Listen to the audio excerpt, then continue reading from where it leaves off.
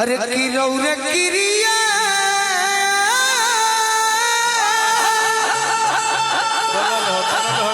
अरे कहतानी हम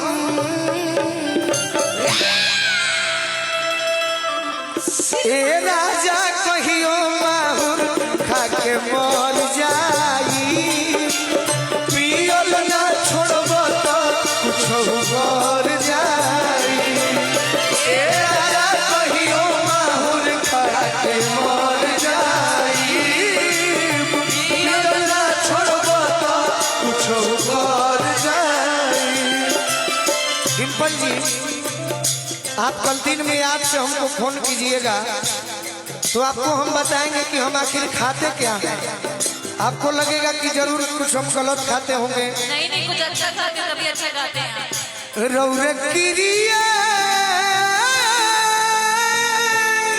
मुआये देवता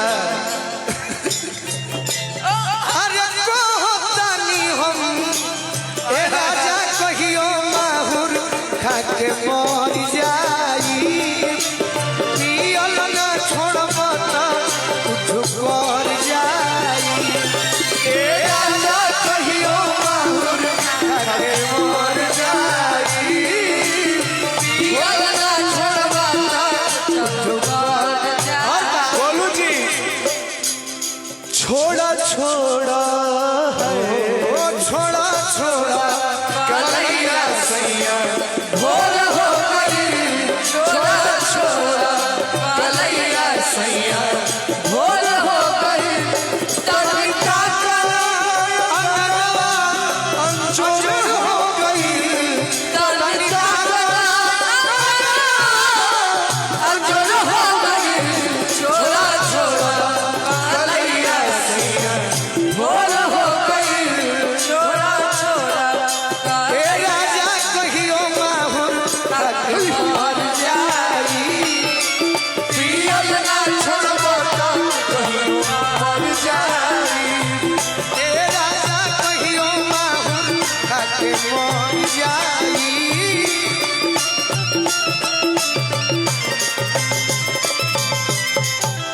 हमरा रवि रंजन भैया गोलू भैया के गोलू जी के बड़ भाई बहुत बहुत पुरस्कार और सारे कलाकारों को भी दिए। हाँ और ये तो हमारे फूल चाचा है ना। हमारा के लगही सुतालिया हमारा के लगही सुतालिया बेटा राउर काली रोज करे बेटा राउर काली करे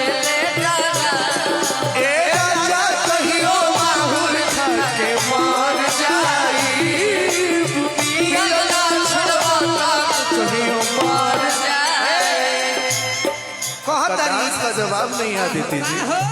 अरे बड़ा दिन सोहनी अब नाही सह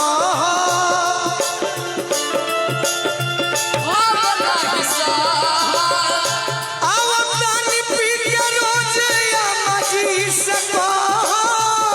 आवतानी पी के रोज अम्मा जी से कह नयब चुप रह चुप रहिया मानी बतिया अरे भाट छतिया यदि ना मानब मानी बतिया ये डिम्पल राजा जी राजा जी ये भाव है, ठीक बा ठीक बा रानी जी मानी बतिया अरे भाट छतिया तो जाके अरे डाल के कीड़ा सुन दहिया जो जाई पियल ना छोड़ब तो मर जाई ए राजा कहियो माहुर खाके मर जाई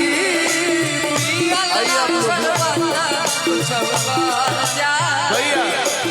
देखिए एक रिक्वेस्ट है मेरा भाई भाई बहुत सारे गाना आप हमारे मुंह से सुन लीजिएगा और यूट्यूब